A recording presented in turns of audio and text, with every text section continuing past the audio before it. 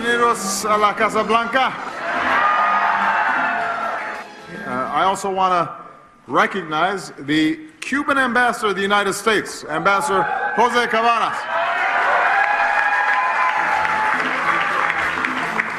And give it up for the Buena Vista Social Club.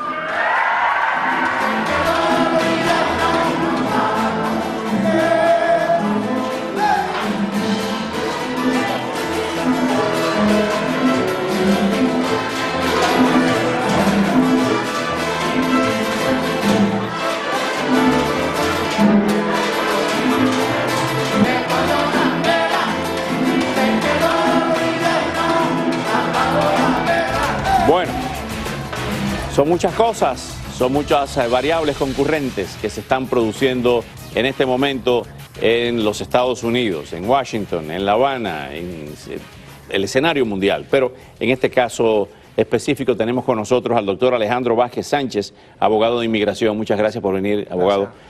Juan Antonio Blanco, historiador, analista político, profundo conocedor de la realidad cubana y de los Estados Unidos también. Juan Antonio, gracias, es un honor tenerlo aquí a ustedes dos esta noche.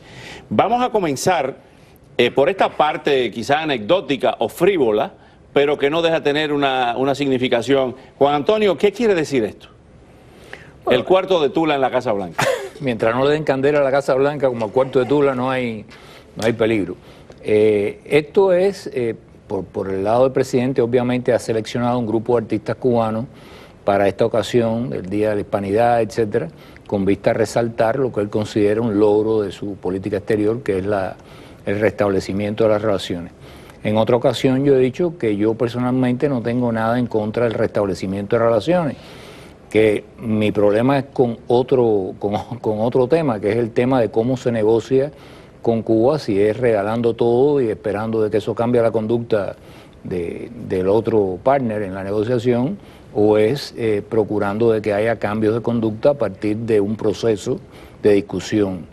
Lo de las relaciones a mí, como dije antes, no me inquieta porque el peor enemigo de los Estados Unidos era la Unión Soviética y había relaciones con la Unión Soviética. A veces es mejor tener un canal de comunicación estable con el país con el que uno tiene un conflicto. Eso es cierto. Lo que mucha gente dice que, sin ofender a los cubanos, es que en el caso ruso era una potencia de primer orden. Cuba no lo es. Cuba es una dictadura tropical en el Caribe y le han dado estatura de alto nivel, de nivel de primer orden. Ese enfoque, ¿está bien esa crítica o no? ¿O es una crítica elitista?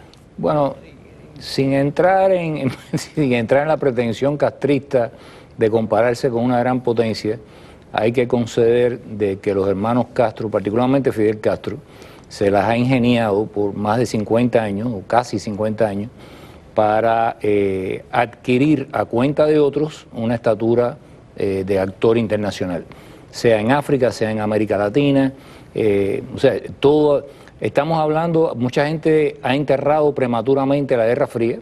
Precisamente hablando de eso, qué bueno que toca ese tema, porque es el tema de la denuncia de las últimas horas, de que posiblemente hay tropas cubanas, tanquistas, en Siria, al lado de las tropas rusas. Eso pudiera, según Fox y según una filtración del Departamento de Estado y del Instituto de Estudios Cubano y Cubano-Americano de la Universidad de Miami, ¿esto pudiera descarrilar estas negociaciones? Evidentemente...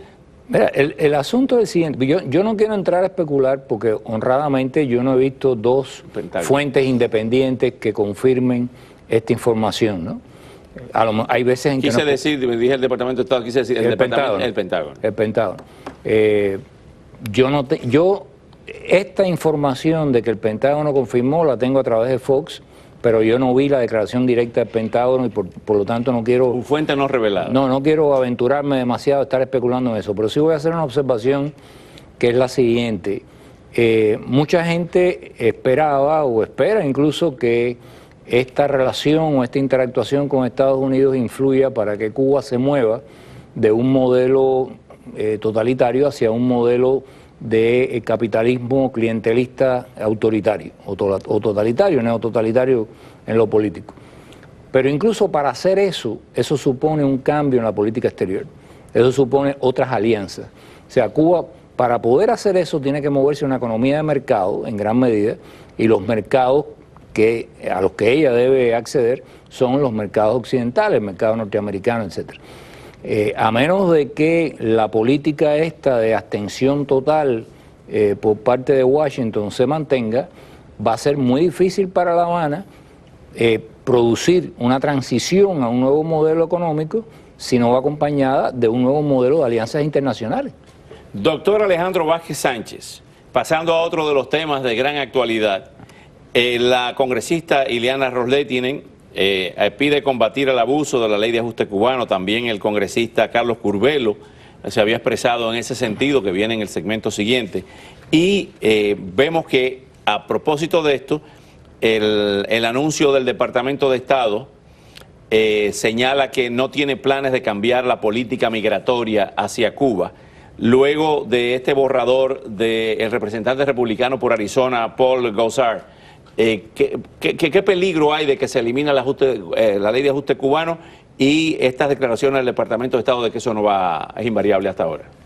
Yo creo que inicialmente es invariable, pero yo creo que se avecina el momento que puede cambiar. Ahora, las declaraciones de la congresista yo creo que lo que están es protegiendo el futuro de la ley de ajuste cubano hasta donde se puede estirar, porque yo creo que proteger los abusos contra la ley de ajuste cubano garantiza por lo menos momentáneamente un periodo de espera a ver qué va a pasar en Cuba con la situación cubana. La ley Helms-Burton, el Cuban Democracy Act, dice que hasta que no haya elecciones libres, que no haya partidos políticos, no se va a levantar, no se va a modificar ni la ley de ajuste cubano ni el embargo.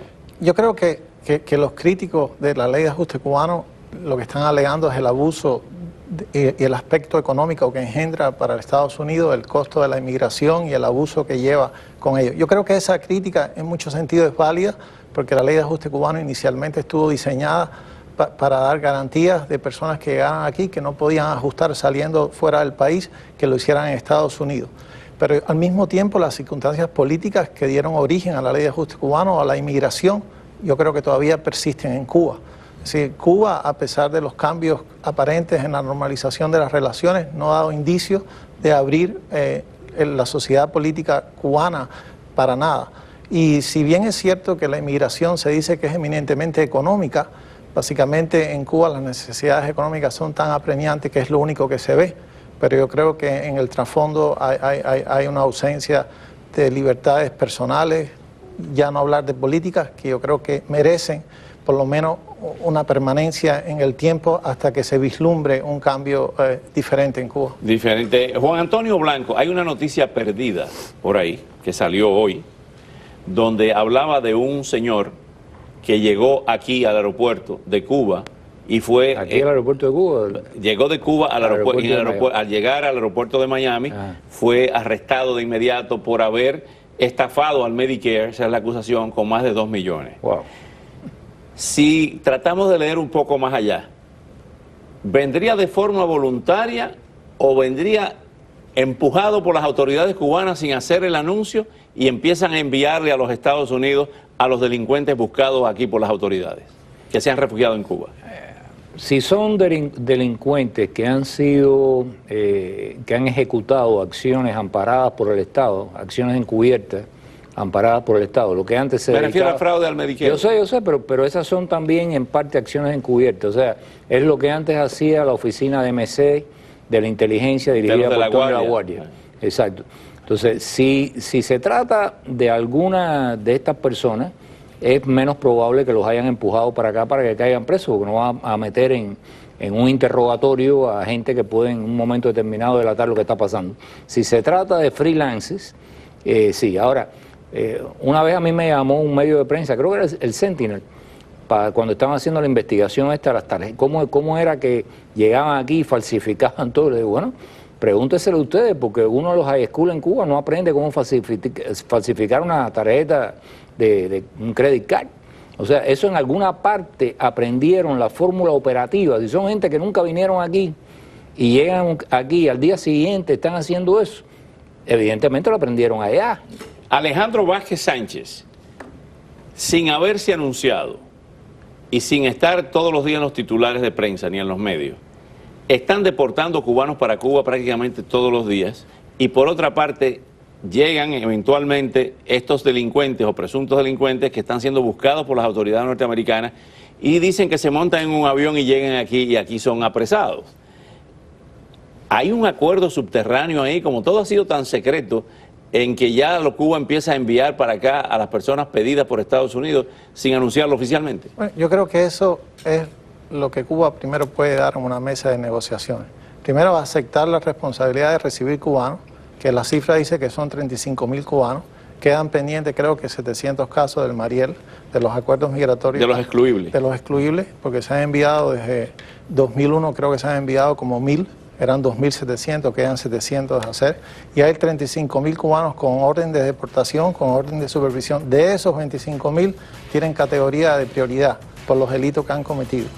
Y hay un número de cubanos, creo que son 2.500 ahora, que están pendientes de orden de deportación, es decir, que están en proceso de deportación. No quiere decir que todos terminen deportados porque tienen posibilidad. Yo creo que en algunos casos mucha gente ha venido voluntariamente, porque estar 5, 6, 7 años en Cuba, en condiciones donde se le agotó los recursos que tenía, muchos han venido. En otros muchos casos, el pliego acusatorio de la Fiscalía Federal es cerrado. La persona cometió un hecho o supuestamente lo cometió y la persona sale porque piensa que lo van a arrestar, porque hay un gran jurado investigándolo, pero la persona no sabe que hay una acusación a ciencia cierta y le da transcurso al tiempo. Y cuando pasan, y se la juega. Cuando pasan 5 años que miran los récords, dicen que no hay orden de arresto, consultan a la gente, dicen, pero el pliego acusatorio está cerrado por un gran jurado. Y cuando la persona llega, se activa y básicamente lo arrestan. Y en otros muchos casos la persona está sancionada porque está prófuga en ausencia y decide venir porque prefiere, por las circunstancias que uno infiere, estar aquí que seguir viviendo en Cuba. Vamos a seguir con estos temas porque son interesantísimos. Muchas gracias, muchas gracias.